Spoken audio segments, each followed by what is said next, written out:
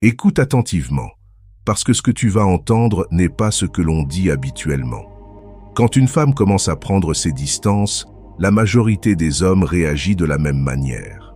Ils pensent qu'elle n'est plus intéressée, qu'elle se lasse, qu'elle a trouvé quelqu'un d'autre ou qu'ils ont fait une erreur quelque part. Ils analysent chaque message, chaque silence, chaque détail à la recherche d'un faux pas. Cette réaction est humaine, presque automatique. Pourtant, dans de nombreux cas, cette lecture est complètement fausse. Il existe une réalité plus subtile, plus dérangeante aussi. Parfois, une femme ne s'éloigne pas parce qu'elle ne ressent rien, mais parce que ce qu'elle ressent commence à devenir trop intense pour elle. Ce n'est pas l'absence d'émotion qui crée la distance, mais au contraire une émotion qui dépasse ce qu'elle se sent capable de gérer. Et c'est là que tout se renverse. Ce que tu interprètes comme du rejet peut en réalité être un mécanisme de protection. Reste bien attentif, parce que ce qui suit va à l'encontre de presque tout ce que l'on t'a appris sur les relations et la psychologie féminine. Il y a un comportement précis, très souvent mal interprété, que la majorité des hommes ne comprend pas. Un comportement qui, une fois décodé, te permet de savoir avec une quasi-certitude qu'elle est en train de lutter contre ses propres sentiments, pas contre toi. Tu dois comprendre une chose essentielle. La femme qui semble froide aujourd'hui, distante, hésitante, est parfois la même femme qui, intérieurement, a déjà imaginé ce que pourrait être un futur avec toi. Et c'est précisément cette projection, cette possibilité, qui déclenche la fuite. Elle ne fuit pas le vide, elle fuit le risque, elle fuit l'impact émotionnel que tu pourrais avoir sur sa vie. Lorsqu'un homme apprend à faire la différence entre une femme réellement désintéressée et une femme qui se protège d'un attachement trop fort, tout change. La panique disparaît, l'urgence retombe, le besoin de forcer les choses s'efface. À la place, une compréhension plus calme, plus lucide, commence à émerger. Tu ne réagis plus à la surface. Tu observes ce qui se passe en profondeur. Alors posons clairement la question que peu osent poser honnêtement. Pourquoi une femme fuirait-elle quelqu'un qu'elle apprécie sincèrement? Pourquoi créer de la distance là où il y a de la connexion? Imagine la scène. Au début, tout semblait fluide, naturel, presque évident. Elle était présente, investie, curieuse. Les conversations s'enchaînaient sans effort. Elle riait, elle partageait, elle s'ouvrait progressivement. Il y avait cette sensation particulière, difficile à expliquer, mais impossible à ignorer. Une alchimie réelle, palpable. Puis, sans avertissement clair, quelque chose se modifie. Les réponses deviennent plus courtes, les délais s'allongent, les excuses apparaissent.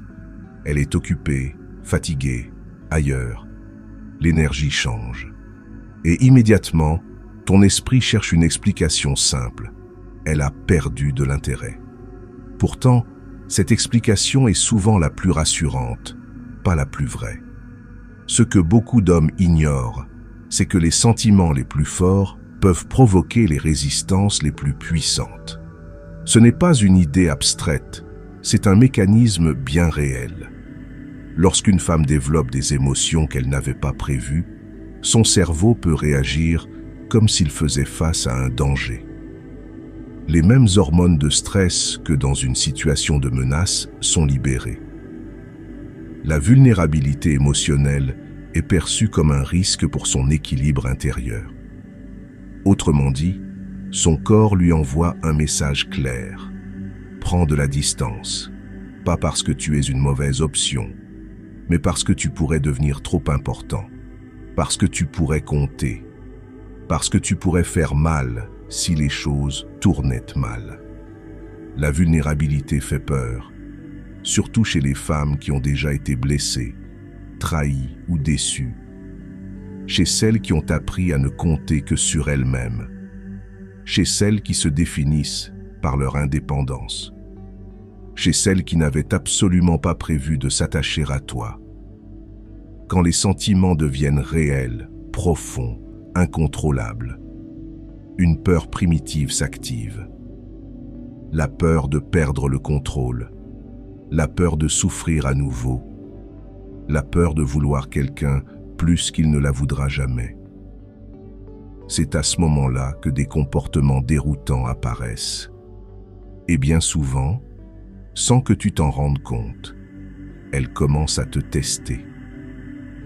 Pas de manière évidente ou consciente, mais à travers de petits changements. Un retrait soudain, un silence inhabituel, une tension créée presque artificiellement. Tout cela a un objectif précis. Observer ta réaction. Est-ce que tu paniques? Est-ce que tu la poursuis? Est-ce que tu perds ton centre et ton calme? Selon ta réponse, tu passes ou tu échoues à ces tests invisibles sans même savoir qu'ils ont lieu.